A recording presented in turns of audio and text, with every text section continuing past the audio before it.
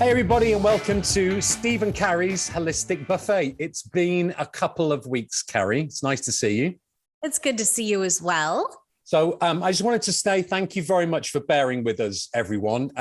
We've had some downtime, taking some personal time, and that was very much appreciated. And we're back on track. We're back with, I think, quite a stormer of an episode here today. There's many touch points to other episodes that we've done before. And, you know, the big clue here is everything links anyway, because it's about us and our interaction with the world, right? But there are some really important touch points that I think are going to lead into other episodes. And this episode is all about personal responsibility. All right. So look, let's get straight into it. Let's get straight in with our entree. Bollocks. I mean, our appetizer. Right. So personal responsibility. When I say the words personal responsibility to you, Carrie, what do you think? What would you say that is? You know, my first thought when you brought up the topic, because I've not had any formal training on this topic, and you've done a lot. So I was a little unaware of what that meant. So you said personal responsibility, and I thought, make sure I pay my bills on time, make sure I'm a responsible adult, make sure that I'm a good mother, a good friend. Those are the kind of things that I thought of when you brought up personal responsibility. Yeah. And they're linked to the subject that we're talking about, because they are all the results of taking personal responsibility, right? What happens when we take personal responsibility in our lives. Let me throw up on screen. Here's the definition. Personal responsibility or individual responsibility is the notion that human beings choose, instigate, or otherwise cause their own actions. We're going to come on to that in a lot more detail when we come on to our entree. So we're going to talk about personal responsibility. In order to do that, we need to look at what gets in the way of that, right? And that's something we call a victim mentality. And that's not being a victim of something atrocious. It's purely a victim mentality where we feel at the effect of. So we're going to go into some of that. We're going to look at some of the causes of that.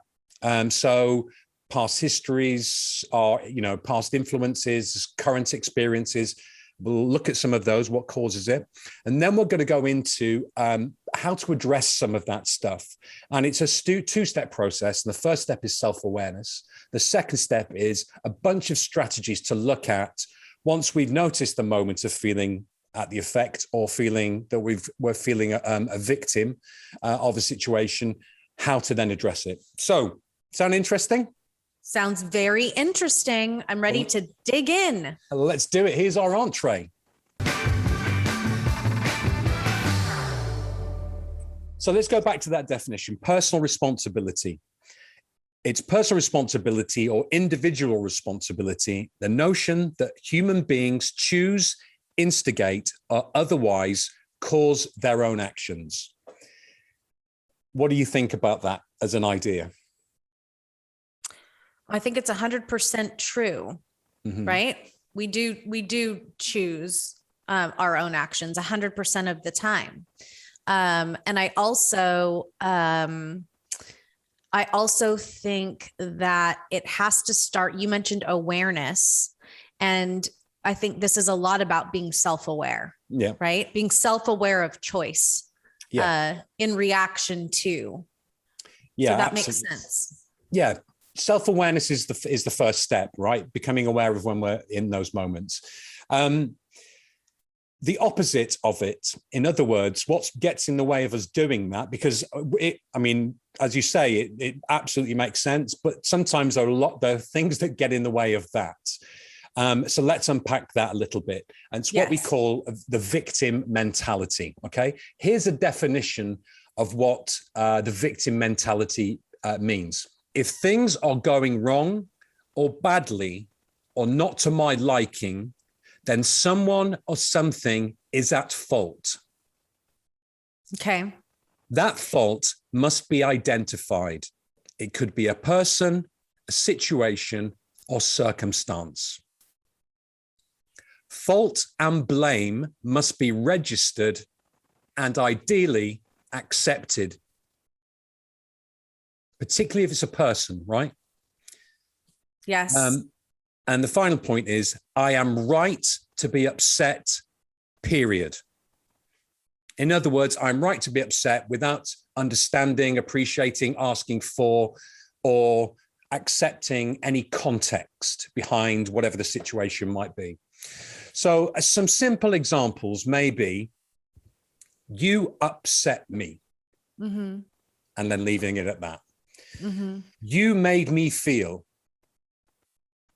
Well, these all sound like words we're not supposed to use. Is that right? These are all examples of things we're not supposed to say. When they're kind of an absolute, and when it's a fully held belief and it's an absolute, when we are not curious, when we don't enter into dialogue, when it's that I am right to be upset, period. So you're saying it's not okay to feel that way, or that we have a right to be upset, but we need to recognize and process that we're not necessarily a victim and we still have a choice. Yes. Yeah. Right. And look, it's a lot, life is a lot more nuanced, and we're elevating things a little bit. You're elevating things into more of a macro level. But the principle of it is, I am at the effect of you. Now, you can choose to be upset, but without any active inquiry from the other person, and simply, you did this and it made me feel like this. You said shush, and I am now upset because you said shush, and I didn't enter into dialogue about it. Then that's more of a victim mentality.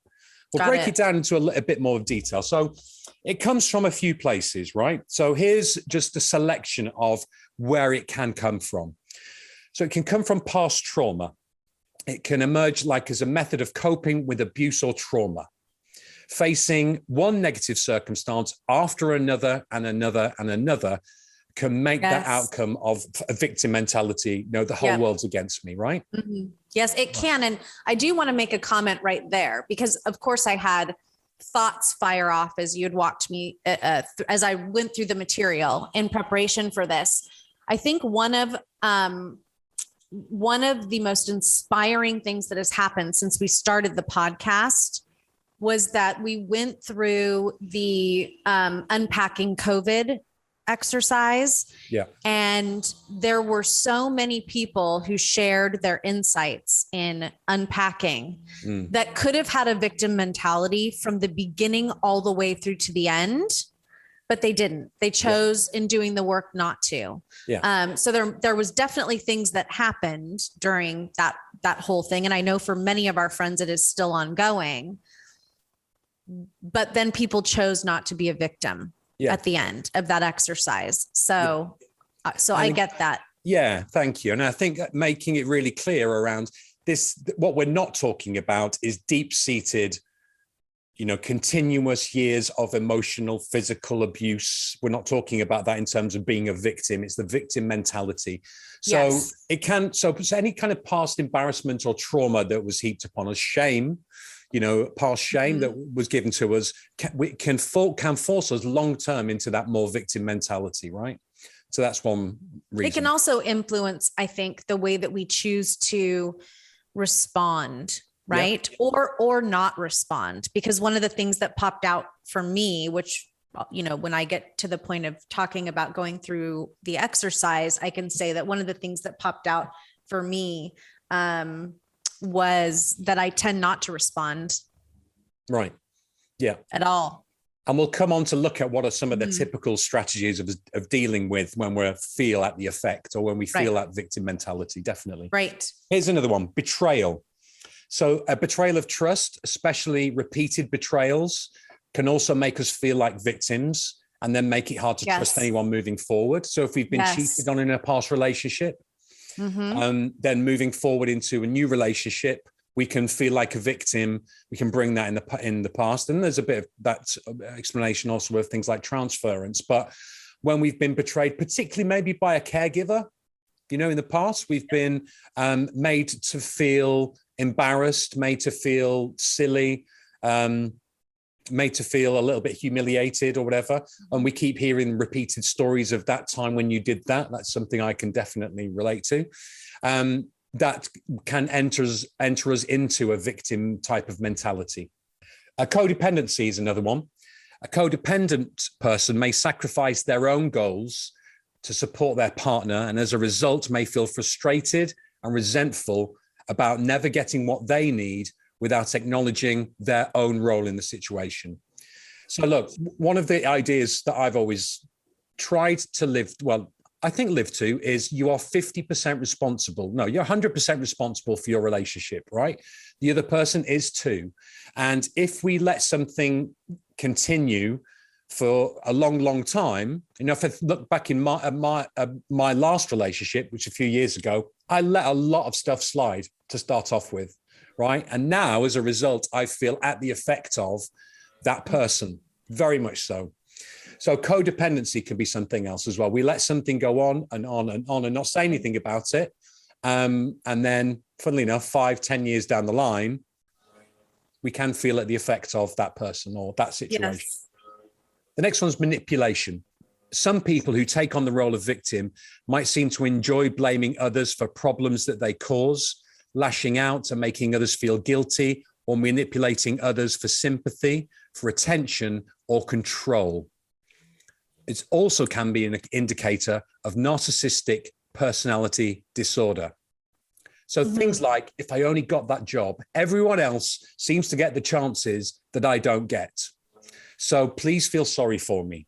It's that old adage, what is it? Please buy me another drink. No, what is that one? No, I don't know. It's not coming to me. No, anyway. It's going to pop in at some point. But so manipulation, somebody who wants you to feel sorry for them all the time so that they can kind of, for sympathy, for attention, or for control. I know people in my life who are like that always seem to have some problem going on. It always seems to be someone else's fault. Or alternatively, one of the interesting things about this is we can do that ourselves, right? So it's always my fault. I've done something wrong. I'm terrible. I'm bad. This popped out for me also during the exercise, because I think that a lot of times I am the victim of my own internal voice, probably more than I am a victim of what I think other people might have done to me. Yeah. I have a very loud internal voice that says, well, you enjoy this now because you created this situation by not doing X, Y, Z. Yeah. Absolutely. You've earned this. Yeah. That's me too. There are probably, I can possibly, well, actually, that's not even true. Even with the person I'm thinking of, a previous relationship, that I feel at the effect, but ultimately I go, well, that's your fault, mate. You're to blame for this. You created this. And exactly as you say, well, you enjoy that for the next 10 years or however long it might be, because you created it and put up with all of that right at the very beginning. So a few of those sound familiar. Oh yeah, they do. And it links to the work of Viktor Frankl, who was the founder of what he called, so he was a psychotherapist, neurologist, philosopher, and author, coincidentally a Holocaust survivor, and the author of something called logotherapy. Now, logotherapy describes humans' human search for life's meaning being a main motivation, not in and of itself having meaning, but the search for it being a motivation. Why am I here? So logotherapy looks at that. And one of the things that he wrote in his autobiography was, if we can make a gap between the stimulus that comes in and our response, then in that lies choice. So we can choose to do one of two things. I can choose to be upset, I can choose to be curious. I can choose to be compassionate. I can choose to be empathetic. But it's the ability to stop, breathe, come out of systems 1 thinking and go into systems 2 thinking. And there's a quote that he said in his autobiography, between stimulus and response, there's a space. And in that space is our power to choose our response. In our response lies our growth and our freedom. I love that, because that's such a, if you think about it, it should be a pretty easy tool to recall when you need it, right? Finding time before you react. Right. So let me ask you some questions. What general types of situations bring up, not just for you, but for other people, bring up that victim mentality? Well, gosh, I can think of so many. Let me just throw out some of the ones that I've been around that have been in my stratosphere in the last month. I'm not going to get the teacher that I want, because I never do. Right. Right. Yep. School's starting. I'm not going to get the teacher I want. I never do. I always get the mean teacher. I never get the teacher that I want. This person backed into me in the car parking lot. This always happens to me. You know, car accident. That's not your fault. This always happens to me. The other night I said, I don't know why I try, because I always burn them this way. I was making tacos and I was trying to bake shells instead of fry them. And I always, I'm always a victim of taco shell toasting. It never works. Yeah. So those are a few that come to mind. Yeah, that's great. So generally speaking, there are a number of others, right? If we think of, there's probably thousands within each of these categories. But work, we think of, I'm not getting I didn't get the promotion. You gave my job to someone else. It's a personal one. You gave my job to someone else. I never get the support that I need. No one gives me the budget. You always move the goalposts, right? Stuff like that around work. Home life. Here's one. I'm the one who always has to do everything. Yeah. I'm always the one who has to take the trash out. We always used to take the trash out. Take the trash out, do the bills, tidy away the board games, etc., etc. I always have to do the bathrooms. Our physical appearance, we can feel a victim of. I'm too short, too fat. My nose is too big. My eyes are too close together. My legs are not long enough, etc. We can feel a victim of our physical appearance, particularly if it's reinforced when we were kids, right? So, that's right. With a really our family all have that. Our family are all short, fat, etc., etc.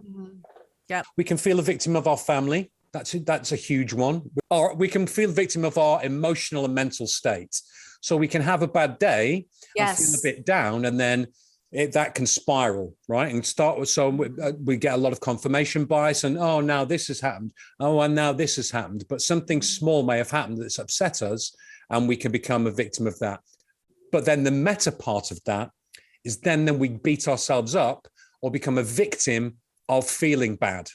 Yes. So I can have a bad day, which turns into a bad week, which turns into a bad month, because one or two things may have happened, and that becomes 3 or 4, and then it becomes, you're upset, you're being a victim. So I can become a victim about feeling like a victim. Yeah. And another one around that scarcity thing is money, right? We can feel a victim of money and finances. And at some point we need to look at doing an episode about financial abundance and, our relationship with money, because I think that's a huge thing. So I grew up with a very, very modest, and at times when we came back from New Zealand, nothing. I mean, we had nothing. My mum and dad slept on we were homeless when we came back, and for a year. You were living in like a trailer in your It's not grandfather's not driveway. even that big. It's a caravan. So like Yeah. small.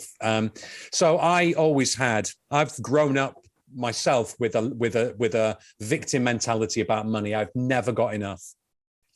That's changed in the last 10 years, but certainly brings up stresses. So we can always have that. Well, I can't do that because I don't have enough money. We can't do this because we don't have enough money. And that's maybe literally true, but we can't be a victim of that.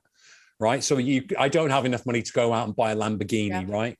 But and does a lot of that evolve from, well, at least here in LA, it evolves from the comparison mentality, right? Of looking at everybody else's cars and looking at everybody else's apartments and looking at everybody else's clothes and then setting your mind. That is a result of that rather than a cause of that. Do you know what I mean? Like the jealousy or my envy or my comparison to what that person's got comes from the victim mentality I have around money. If I didn't have a victim mentality around money, sure, I might still have that, but that's rooted in something else, I think. Got it. Right. And these are all multiply connected, right? So I might go, I don't have that car because I'm a victim of my education. I'm a victim of my appearance. I'm a victim of my family. I'm a victim of my upbringing. I'm a victim of all of these different things, which leads to other stuff. So they're all completely interlocked and interconnected. But these are the general types of places that, you know, that they can kind of come from, right? We can be a victim of all of these things. Now, some of they're all factual, mainly factual. I am not as tall as that person. I am not as rich as that person. I am not as whatever as that person. But that doesn't mean that I don't need to be a victim of that. I can't choose to be taller. I can't choose to be richer, although you can buy many books about that. But in the moment, I can't choose to be richer. Or I can't choose to have a degree right now, but I can choose my attitude towards it. I can choose my response. I can take responsibility for my situation right now. And that's what leads us into, I think we should do a little work on this, right? How to get out of it. So we mentioned the first step is self-awareness. So are you up for doing a little exercise? Yes, I am. Okay. So I'm going to basically ask you a bunch of questions. Okay. So if you can think of a situation, a general situation, a general kind of people, a general kind of person or a specific person, a situation that brings up that victim mentality. And when I say that, I mean that you are at the effect of and feel like you can't change it. Yes. Okay, great. I've got it. So when you are in that state, when you are in that situation where you're with that person and you feel at the effect of, and it could be you, it could be something about you. So, you know, like smoking's one that some people have, right? Well, I just can't, I'd love to stop, but I just can't as they light their 15th of the day. Or my mum always used to be, oh, I just can't lose weight. You can. You're choosing to eat half a sleeve of biscuits, though, you know? So when you're in that, what thoughts or what statements, what does that inner voice say to you? But it's an inward focused mentality that then causes me either to have to do more work or I'm waiting for someone to start a meeting or lunch and they're late. You know, their inward focus affects me. Right. And so the phrases that come up are, of course they did this. This is happening again. Of course they're not ready. Here we go again. And I expect nothing less. Those are the things that I say to myself when I feel victimized by people's, you know, sort of inward focus. So the next stage is looking at what emotions that brings up. So when that incident happens, when those things happen, and it might not even be it might register on a, you know, 1 out of 10, but what typically are the kinds of emotions that come up when those incidents occur, when you interact with those people? And if they were to be amplified, what would they be? Yeah. Well, frustration, right? I think is an emotion. And I need to find something in between. Sad. I think I can be sad, frustrated and sad. I'm trying to think of, I wish I had a list of emotions in front of me right now. Definitely disappointed. Anger isn't really one that crops up for me too often. I think it's more the, there's the like go high emotions, the high energy emotions, and then there's the low, the low energy. I guess, no, I have both. So I mean, frustration is one side of anger, right? Frustration is a low resolution form of anger. There's also things like pride. I don't mean the proud as I've done something good, but proud, which is, could you think you are being late for me? There's that sense. There can be things like, upset is one. You feel a bit upset. And it doesn't have to be in floods of tears, but upset can be one. Apathy can be another, maybe. You say, what's the point of saying anything? Mm-hmm. Fear can come up in situations. I think apathy is a good one. I think apathy is a good one for me. Okay. Yeah. So let's bring that out from the inward to the outward. How might that translate physically? What may your body be doing? Your posture, your facial expressions, how might that look? Well, I think that, for me, I usually feel that kind of stress or tension in my gut. Mm-hmm. Right. So it goes kind of like right into like my sternum. Mm-hmm. I'll tense my neck and my shoulders, which obviously makes your posture kind of roll forward. I'd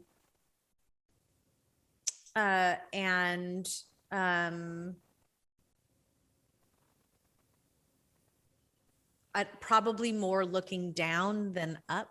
Okay. Where I think this is being more curious and this is being more defeated.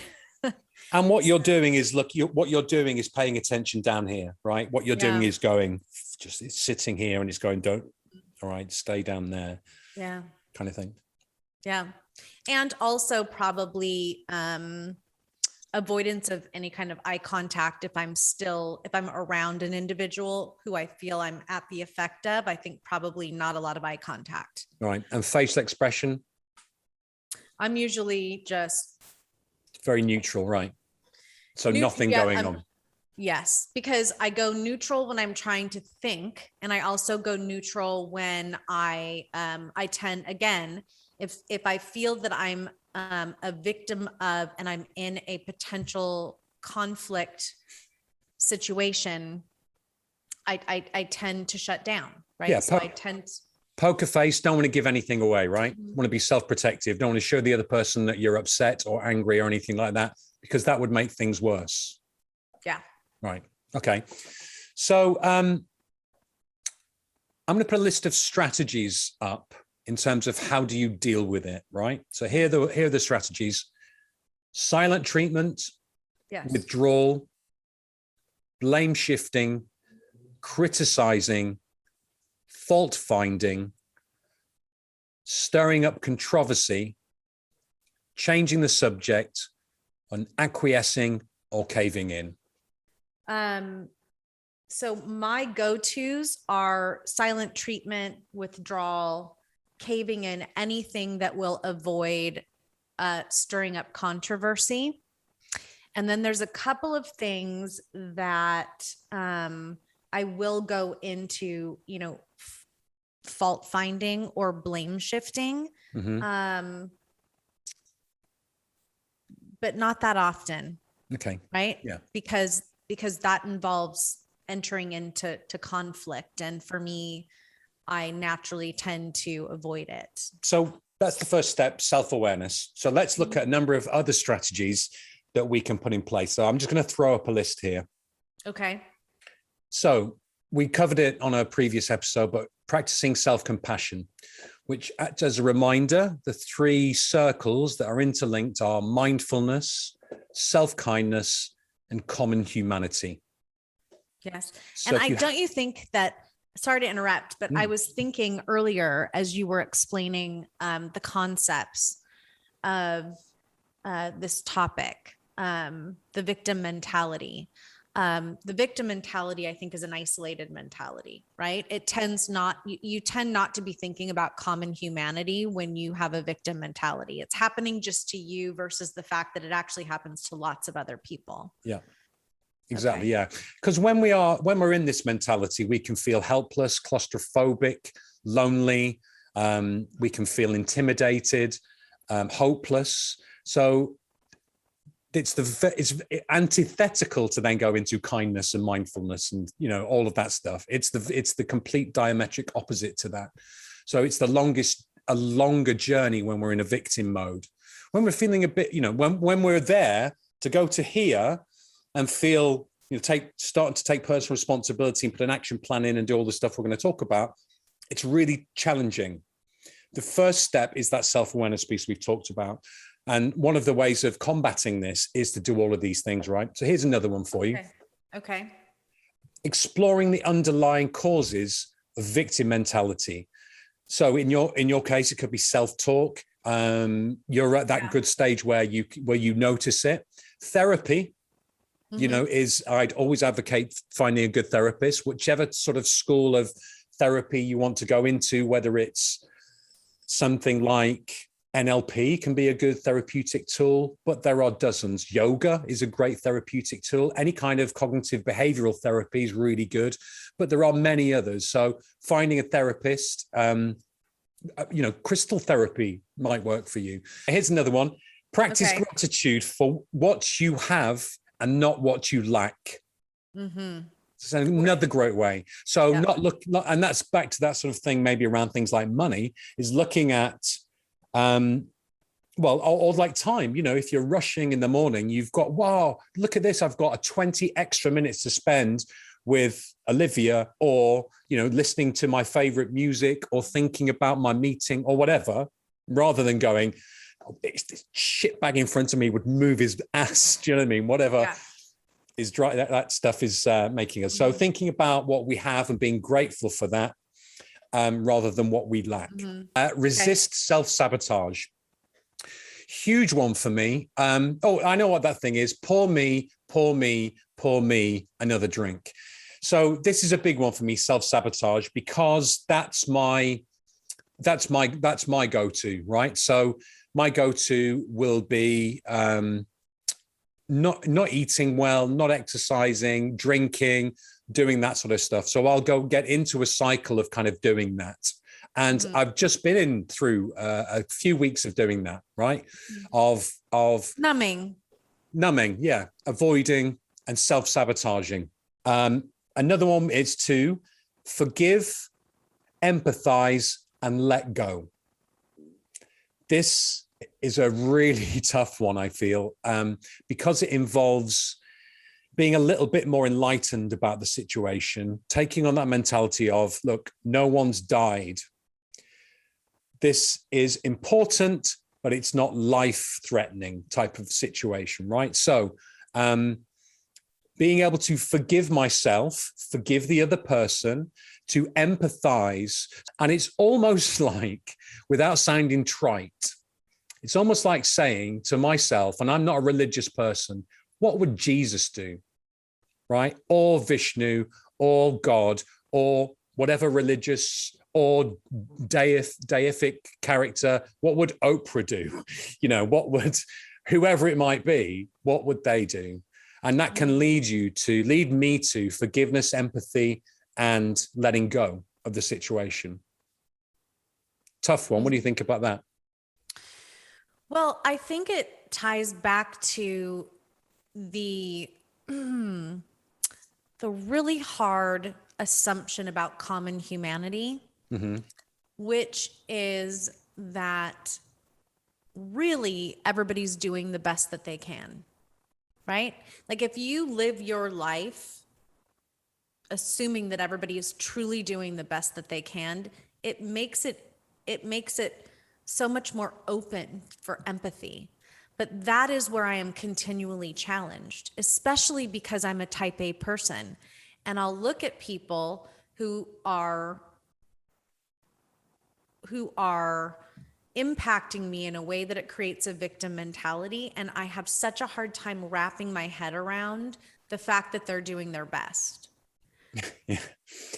And I know that this sounds difficult, but and judgy and really, but I have a tough time with it. And I think the reason that I do is because I am type A, and and because comparing is part of the human condition, right? Mm-hmm. The minute you start comparing your level of productivity to someone else's, then all of a sudden, if they're not as productive as you are, then, you're at, their effect.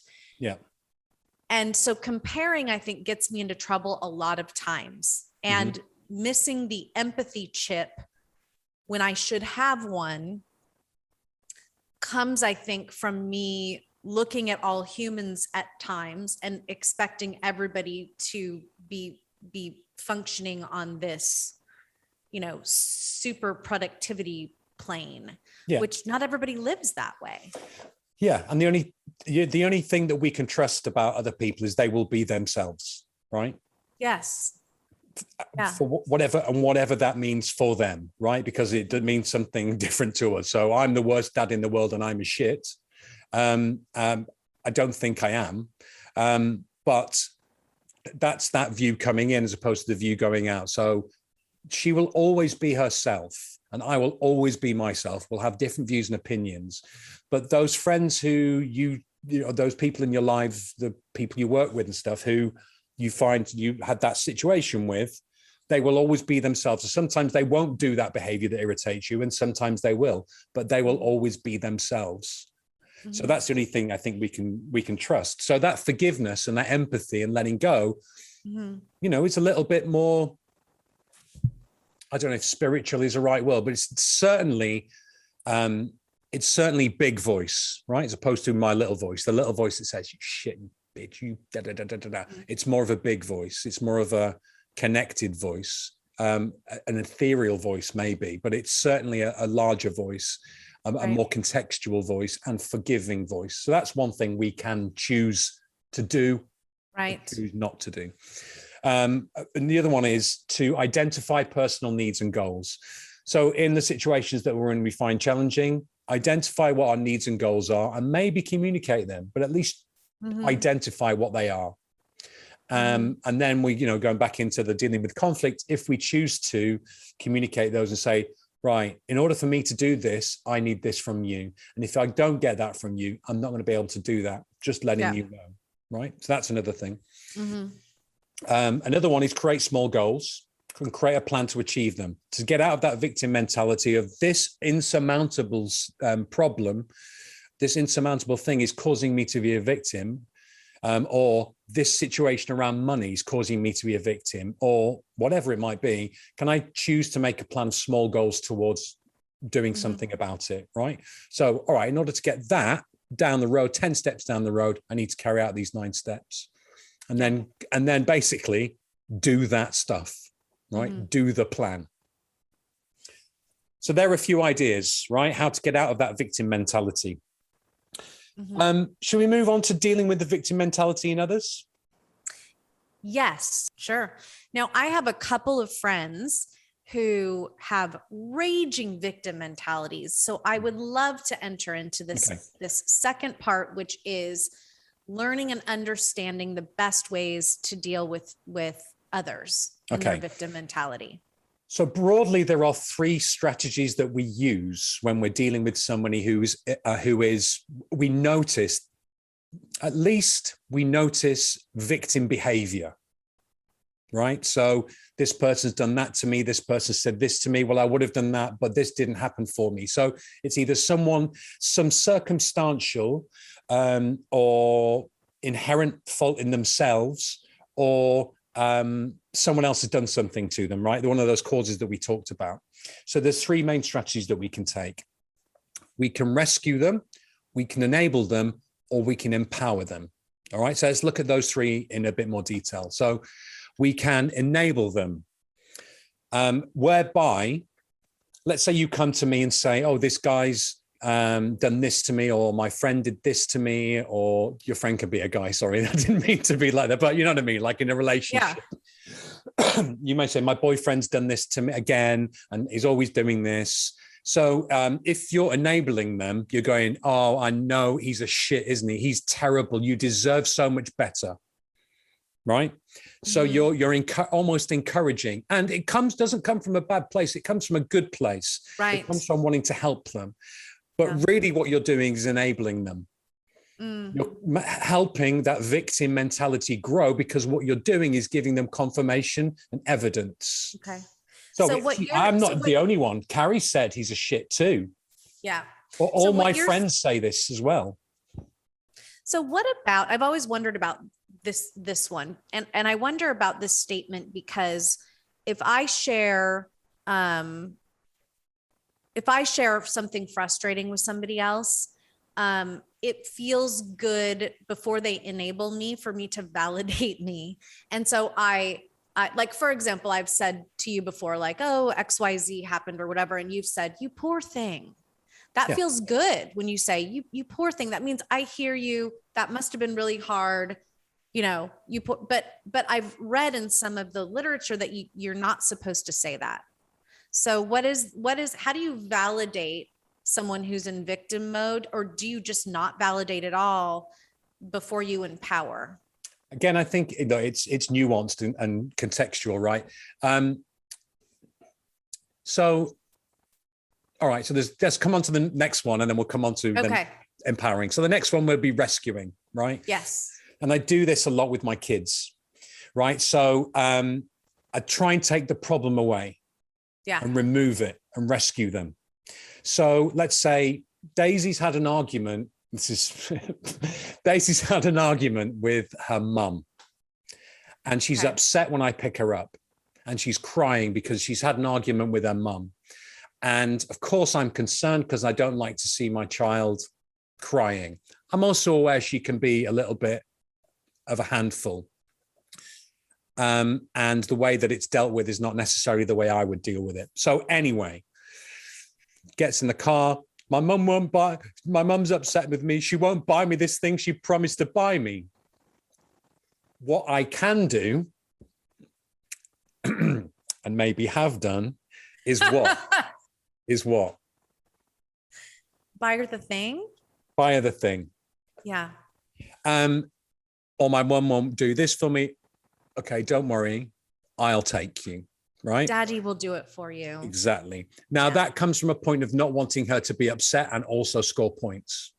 Yes. Obviously, right? So that might be rescuing. Right? Any thoughts on that?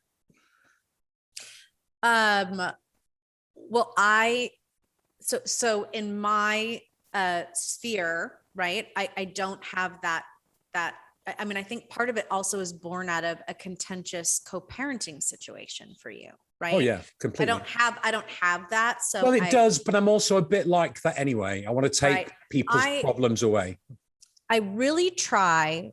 What that makes me think of, your example of Daisy, is how often I see parents tell children not to feel, right? Like, you're not in your example where you're trying to take the pain away.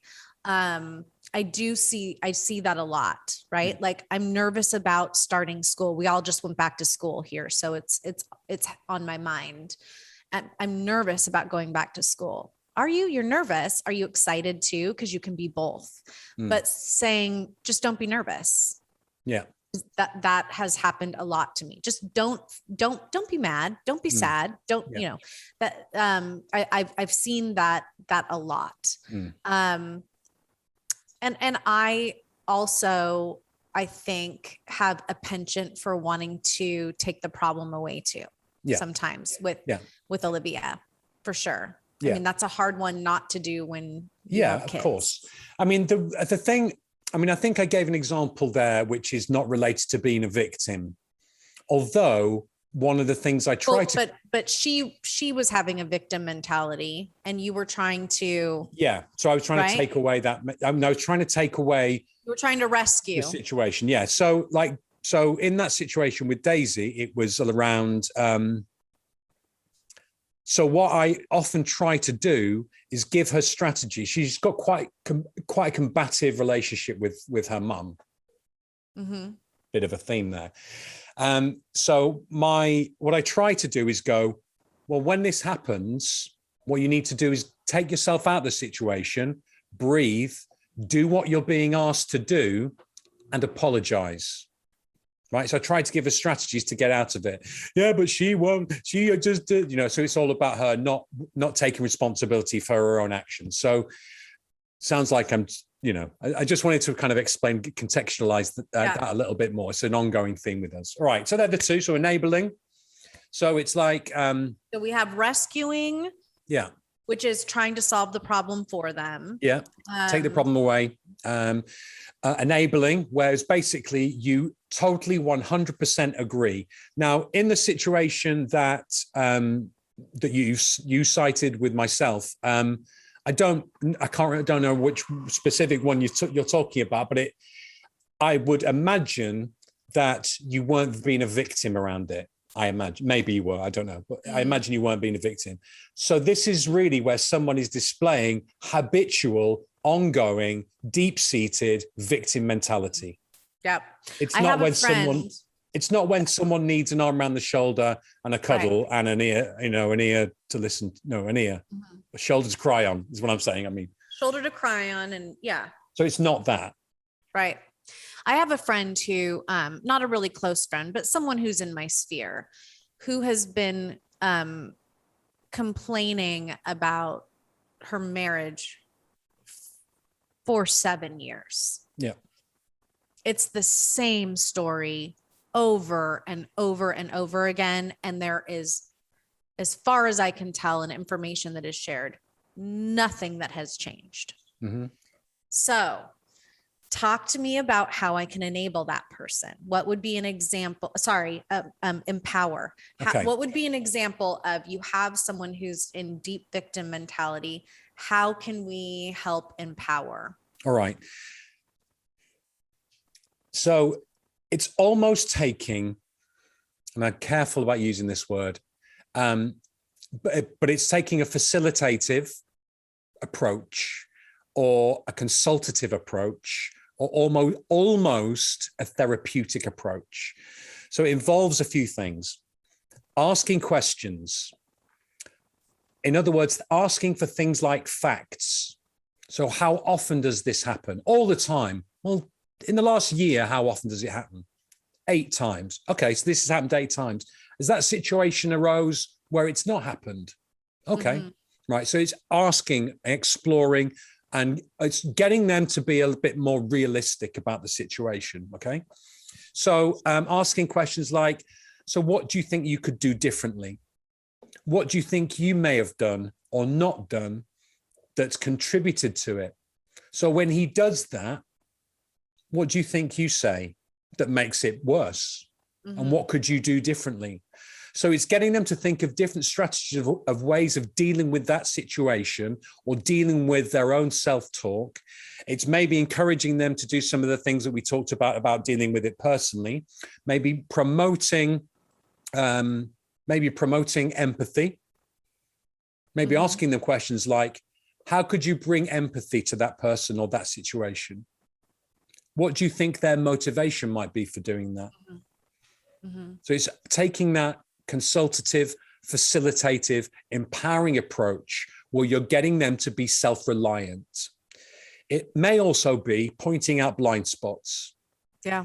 So if they're recreating it, they're going and doing stuff like that. So with your friend complaining, what you could do is say, you should just leave him. But that's not being particularly empowering. Well, it might be, it depends on the situation. Yeah. It depends. It's all contextual. It's difficult without, being right in it. And it's all nuanced. I find it interesting too that, and this goes both ways, both when I am being a victim and also when some of my friends are being a victim. Sometimes when people try to empower me, it makes me frustrated. Yeah. right? And it's not that they're trying to rescue, but they're really trying to help come up with solutions. And maybe because I'm not ready yet or something, and I'll get frustrated. And I guess it's because sometimes you just want people to continue enabling you. You're Yeah. not ready to move out of your victim state. So I would imagine sometimes empowering can be difficult if people don't want to hear it. Yeah, I think so. Maybe. And I think the thing is to ask permission. That's one thing, is to say, look, I'd really like to help you with this situation. And what that I was going like to that mean a is, lot. what's that? Yeah. Yeah. I like that a lot. And what's that going to mean is me asking you some questions. And if you want me to help you brainstorm some solutions, I can do that. I'm not going to give you my advice and answers unless you want Right. that. Yeah. Because then they've got a choice. They've got a moment of choice. Look, I can give you my ideas if you want them. I can help you come up with those ideas if you want them. But it's your choice. And then put it to them. And in that moment, right, you've taken them out of the victim mentality, because you're helping them create that choice point. So, and then you go, right, let me go through some questions. What do you think you might have done or not done? What would that look like if you were able to solve this situation? If you could click your fingers and go back in time, what would you do differently? If you could wave a magic wand and change this situation, how might that look? How can you bring empathy to this situation? What do you think you've done or not done, etc.? But asking some of those facilitative questions to uncover and unpack what are some of the contributing factors and what are some of the solutions, then I think that's empowering someone. And the nature of empowerment is helping someone become powerful in the situation, right? Not giving them the power necessarily. It's helping them come up with. It's like being a good coach. So a good coach is somebody who brings out the answer from you, right? Unless you're really new to something, then they give you the answer. But if you're dealing with someone who's, dealing with doing something, a task or whatever that they've done many times, it's just, encouraging, what do you think you might do in this situation? Yeah. So with Daisy, I'll say, how do you think you might address, now she's getting older and she's got a little bit more cognition and being able to reason and deduct, in her situation with her, a family or at school, I'll be more facilitative, a bit like you are with Olivia, right? Mm-hmm. So asking her things like, well, do you feel excited too? So you're helping her come to feel more empowered and go, well, yeah, I am, Yeah. Yeah. And then I suppose to round it all out, it ties back into our boundary episode as well, because there are going to be people who are always a victim. Mm-hmm. And I think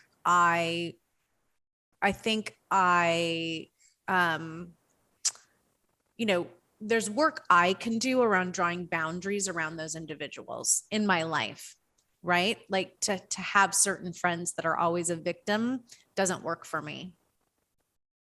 Yeah. So I can think of a couple instances where, just creating some distance would probably be good. Yeah, I think so. Yeah. That's what I've got for you. What do you think? Oh my goodness. This, it's interesting because sometimes we do episodes and they're fun to explore and I really like to dig in. And this one for me, similar to, I think the self-compassion one kind of kicked my ass a little bit, and without turning into a victim showed me, some things that I need to focus on, both in me being, having my victim mentality sometimes, and then also the people that are in my sphere of influence as well. Absolutely. So I really liked it. And I think this is a little bit of a lost art. You and I are constantly sticking our feelers out and looking at new things that, people are talking about or writing about, and books that have come out. And there's not a lot of new content on this. So I thought it was hard, but I'm really glad that we dug into it. Awesome. Let me just put up the definition of personal responsibility just before we go into our dessert. Yes. Personal responsibility or individual responsibility is the notion that human beings choose, instigate, or otherwise cause their own actions. You're not to blame for them. You are the cause. Right. Do you fancy a bit of dessert? I always like dessert as long as it's not sugar.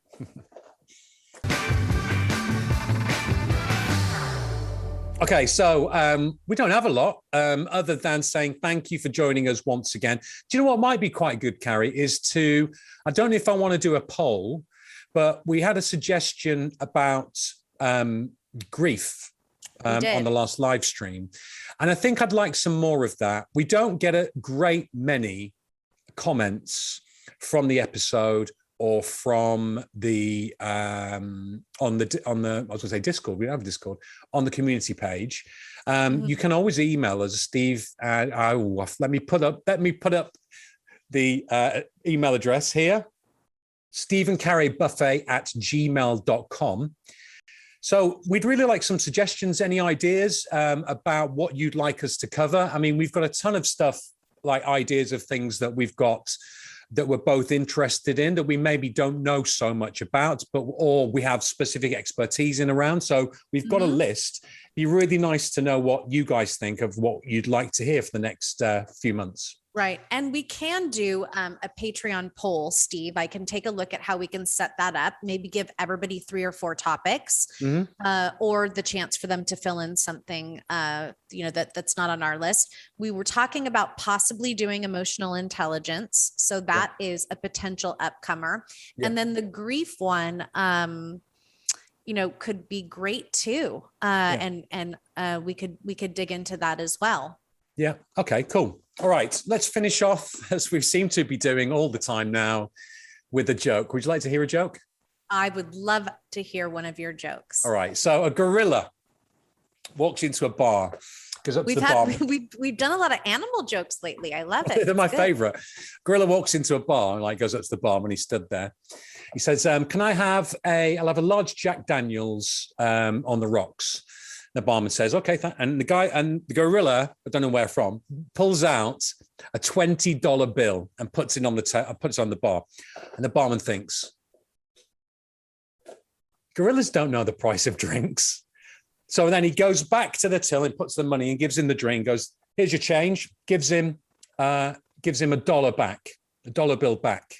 So he gives it to him. Anyway, he gets chatting to the gorilla, talking about, I don't know how long the bar's been there, what's life like in the old jungle and all that. And after about 5 minutes, the barman goes, "We don't get a lot of gorillas in here." And the gorilla says, "Well, at your prices, I'm not fucking surprised." There we are. That's it. Stephen Carey's Holistic Buffet.